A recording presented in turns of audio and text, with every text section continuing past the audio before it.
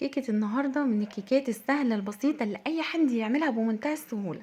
ولو ما عندكيش فرن بوتاجاز أو ما عندكيش حاجة تسوي فيها هتسويها على عين البوتاجاز من فوق. هتاخدي أحلى كيكة طعمها يجنن، بصوص طعمه خطير. مقاديرها سهلة وبسيطة وتنفع معانا في كل المناسبات. نبدأ كده مقاديرنا مع بعض، بس الأول هنسمي الله وننزل في الكومنتات نصلي على الرسول عليه أفضل الصلاة والسلام. أول حاجة في مقاديرنا بجيب الخلاط بتاعي أو الكبة اللي عندي اللي موجود عندك. هنزل بكوبايه من الحليب البارد، عليهم كوبايه من السكر، وعليهم ربع كوبايه من الكاكاو الخام او معلقتين كبار من الكاكاو الخام. خلطتهم حلو قوي بقى عندي بالقوام ده. هنزل عليهم بكوبايه من الزيت. مهم جدا الزيت يكون نوع كويس، يكون ملوش ريحه او ملوش طعم. بنزل بكوبايه من الزيت، بضربهم ضربه كده بيبدا يتقل معايا الصوص بتاعي ويبقى بالقوام ده. ولما بسيبه كمان في التلاجة او بسيبه بره كمان بيتقل كمان اكتر من كده. هبدأ اخد الخليط اللي عندي ده وهاخد منه كوباية كاملة بالشكل ده كده. الكوباية دي ممكن احتفظ بيها في التلاجة او احتفظ بيها بره التلاجة. لو انا في الصيف هحتفظ بيها في التلاجة، لو في الشتاء هحتفظ بيها بره التلاجة عادي.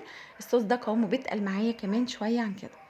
بعد كده هجيب بقى الخليط اللي موجود عندي في الخلاط بتاعي، وهبدأ اضيف عليه ربع كوباية من الحليب، وهضيف عليهم كمان 2 بيضة، ومعلقة صغيرة من الفانيليا، او لو عندك باكت الفانيليا ده هتضيفي 2 باكت من الفانيليا.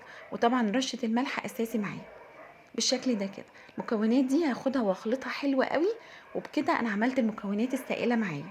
هيكون عندي كوباية وربع من الدقيق، نخلاهم حلو قوي، وخلط عليهم معلقه كبيره من البيكنج باودر.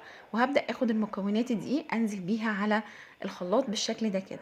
انا كده ما استخدمتش حاجه خالص معايا في العجن غير الخلاط بس. كل حاجه عملتها في الخلاط.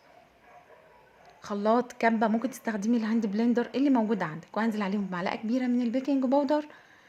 وبكده مقاديري كلها مظبوط. طبعا شايفين بقى الخطوه دي مهمه قوي. حطيت معلقه البيكنج باودر ونزلت عليها بمعلقه كبيره من الخل. بيعمل معايا تفاعل، بيساعد عندي القوام يكون بالشكل ده، وبيساعد عندي الكيكه تبقى هشه وخفيفه. يعني طبعا كلنا عارفين ان الخل محسن، وطبعا عشان زفاره البيض يعني مكون تحفه، بس ما زودش منه. هجيب بقى الفنجان بتاعي بالشكل ده كده، اي فناجين عندك صيني او اركبايل او بايركس، اي حاجه بتتحط على النار.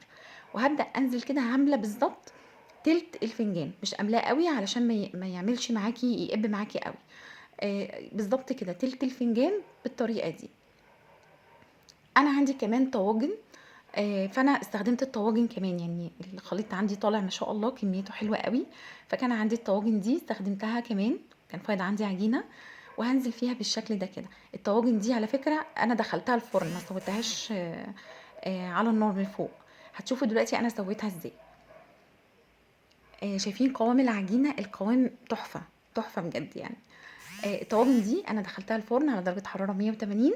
وعندي الفناجين دي بقى هبدأ اخدها عندي، اجيب حلة او هجيب صينية اللي متاح عندك بالشكل ده كده. هنزل فيها بالفناجين بتاعتي بالطريقة دي. جيت احط الخامس كمان بس ما اخدتش معايا الحلة اللي عندي، فانا كان عندي صينية تانية رصيت فيها باقي الفناجين اللي عندي بالشكل ده كده. هبدأ اضيف عندي مية سخنة سخنة مش مغلية. طبعا ماشيين كده، المقادير سهلة وبسيطة. هبدأ اجيب عندي فوطة او قماشة تكون بيضة كده من بتاعة المطبخ، نظيفة وكويسة ما فيهاش اي روايح خالص. وبغطيها بالشكل ده كده وبرفعها على نار هادية جدا، كأنك بالظبط مهدية على الرز. يعني هادية لفوق مش هادية لتحت. بعد السوا بقى شايفين طلع معايا تحفة. اللي سويته في الفرن شايفينه طالع حلو قوي. يعني ممكن تسوي في الفرن وممكن تسوي على البوتاجاز من فوق. مش عايزه اقول لك، هي اسفنجيه اسفنجيه جدا جدا، هشه جدا، طعمها تحفه. انا اخدت معلقه بقى من الصوص على كوبايه الحليب اللي عندي، قلبتها بالشكل ده، وهبدا اسقي عندي الطواجن بتاعتي. الاول بعمل فيها فتحات كده بالشوكه اللي عندي كده بالشكل ده، علشان ما اسقيها تشرب معايا الحليب اللي عندي. آه، يعني مقادير لغايه دلوقتي سهله وبسيطه. هتقومي تعمليه بالظبط، اخد معايا على النار حوالي 35 دقيقه على النار الهاديه اللي انا بقولك عليها، نار هاديه جدا كانك مهديه على الرز. بسقيه بالشكل ده كده. كل فنجان بحط فيه معلقتين من الحليب اللي عندي بالطريقه دي. مش عايزه اقولك الكيكه دي طعمها من احلى الكيكات اللي ممكن تعمليها. سهله وبسيطه، ما تاخدش منك وقت. مش عايزة أقول لِك ممكن توقّفي معاكِ بنوتِك أو ابنِك وأنتِ واقفة في المطبخ كده تعملوها سوا، الولاد بيحبوا الحاجات دي أوي، أوي، يعني وكمان بتشدّي انتباههم إن هُم ياكلوا الحاجة، غير ما بتعمليها في صينية وتقطّعيها قطع أو كده، لأ الولاد يحبوا أوي الحاجات دي. جرّبيها إن شاء الله هتعجبِك جدًا. هاجي بقى بالصوص الشوكولاتة اللي عندي بالشكل ده، كان تقل شوية خفّيته بمعلقتين حليب، وهابدأ أنزل عندي على الطواجن والمجّات اللي عندي بالشكل ده. تقدري بقى بعد كده تزوّقيها بأي حاجة عندِك، فارماسيل ملوِّن، chocolate chips، sprinkles، أي حاجة عندِك بس أفتح أو أغيّر لون الشوكولاتة بالشكل ده كده. شايفين؟ بجد من أحلى الكيكات اللي ممكن تعمليها، ما أخدتش معايا مواعين كتير ولا دربكة بقى ولا حُطّي هنا وشيلي من هنا ولا أي حاجة. عندي الsprinkles ده هابدأ أنزل بيه على الوش كده باكسر لون وبيدّي معايا شكل كويس. وكده عندي الكيكة سهلة وبسيطة، عملناها مقادير سهلة جدًا، تقدري تعمليها بمنتهى البساطة.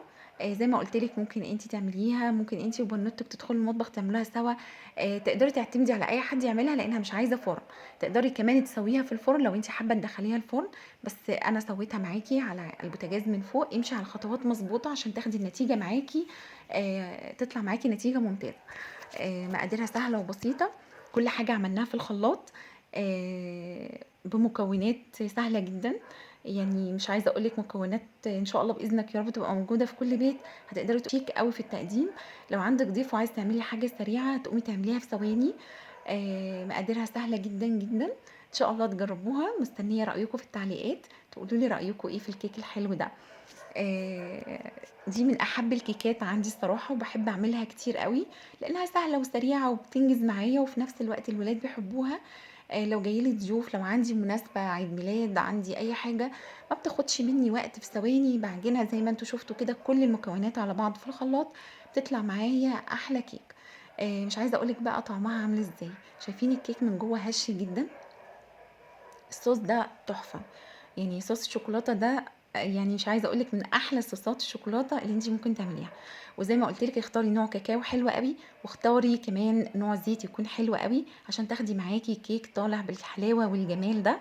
يا رب يكون فيديو مفيد واستفدتوا منه، وإن شاء الله أشوفكم في فيديوهات كتيرة لسه جاية كتير، إن شاء الله يا رب أشوفكم في وصفة جديدة بإذن الله.